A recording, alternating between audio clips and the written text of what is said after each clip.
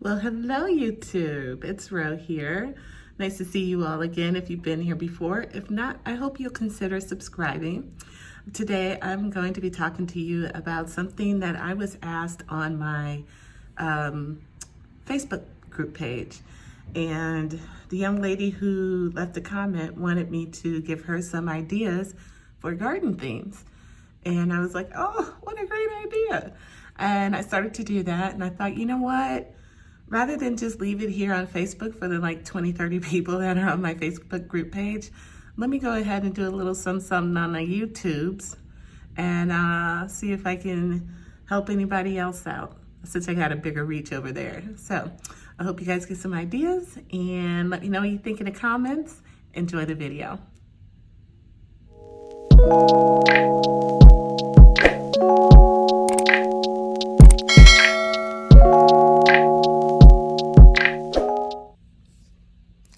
So, garden themes. Why would anybody want to do a garden theme? What is a garden theme? And everything else that's equipped with it. Okay, so a garden theme is basically what it sounds like.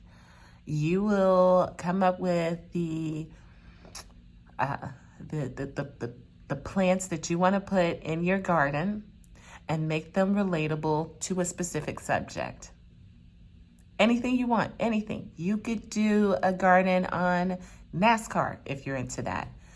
You could do a garden on rainbows if you're into that. If you were a kid, you could do a garden on Sesame Street.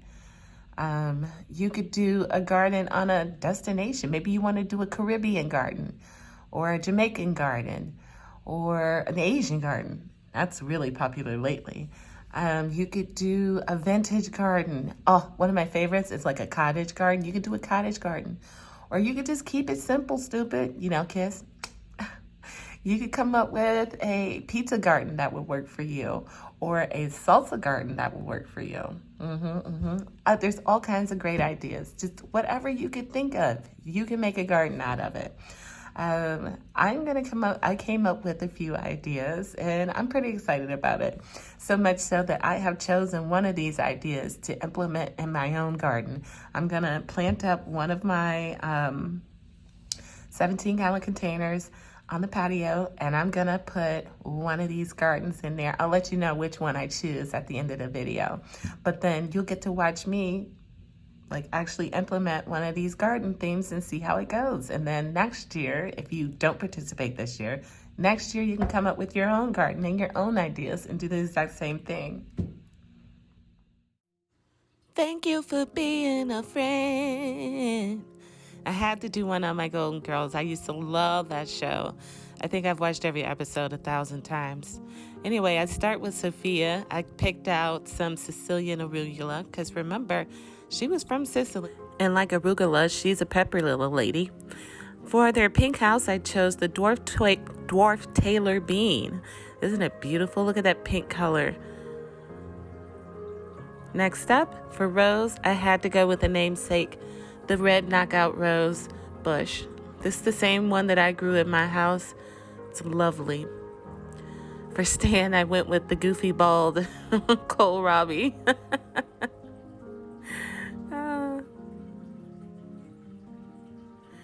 For Blanche, I went with the banana leaf plant. Remember she had that bedspread or comforter in her room? I remember that very vividly. Also for Blanche, because it means white in French, I thought the white tomasil tomato. For Miles, I came up with rosemary, which symbolizes love, loyalty, and faithfulness. How about a pink garden? Doesn't that sound really pretty? I think it does. It can be food and flowers.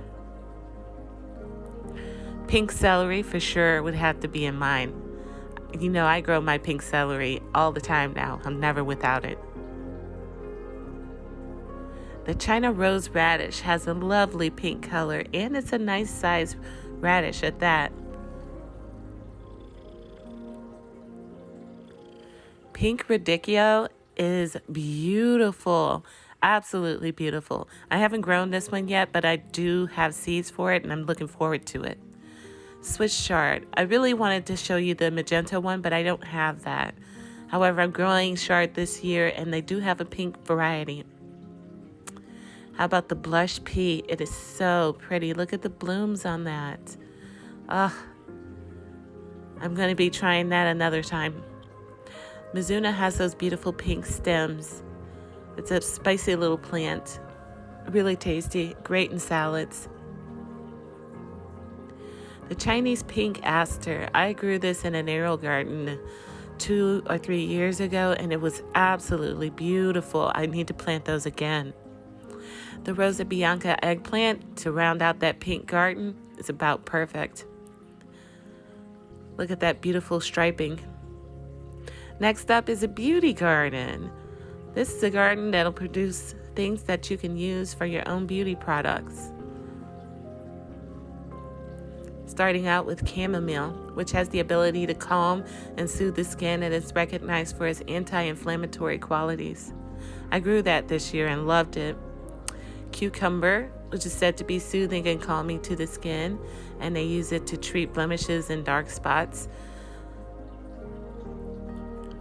Spinach. Did you know it contains vitamins A, C, and K, and it works to repel your skin cells? Lemon balm. It's a perennial, astringent, and anti-viral properties. I grew this last year. I will grow it every year from now on. Calendula. I will be growing this one too, again, every year from now on. I grew it. It is antibacterial, antifungal, and anti-inflammatory. Go and figure, tomatoes made the list. They're full of vitamins and minerals. And did you know tomato juice is the official drink of the state of Ohio? Carrot. Cooking the vegetable releases more beta-carotene than the raw vegetable. Only gives you 3%, while cooking it gives you up to 40%. And that yellow bell pepper is packed with vitamins and low in calories.